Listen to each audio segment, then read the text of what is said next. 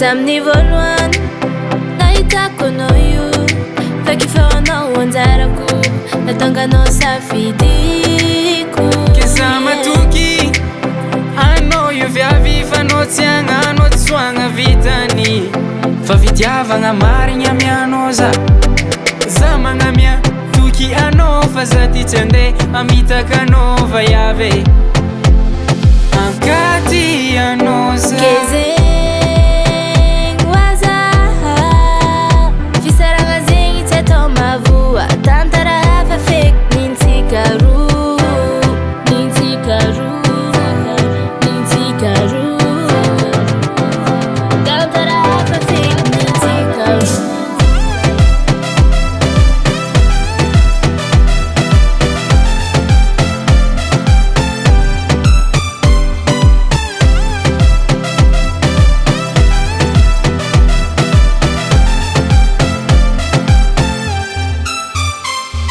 Isaorako zagnary nampisaraka za ndraiky le jiaby taloha letry nahitako anao meva fiaignam-baovao. Tianany voalohany fanany farany, fa niasolo anao zaigny tsy ho hisy. Za magnamia toky anao fa za ty tsy andeha amitaka anao lelahy ankaty anao za.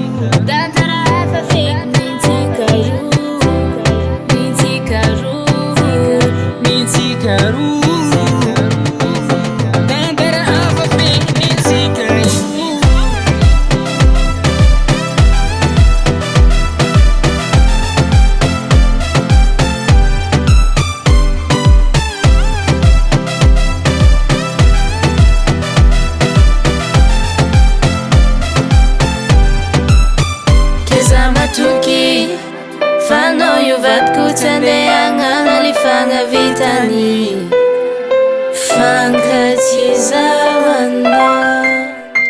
PNS Production.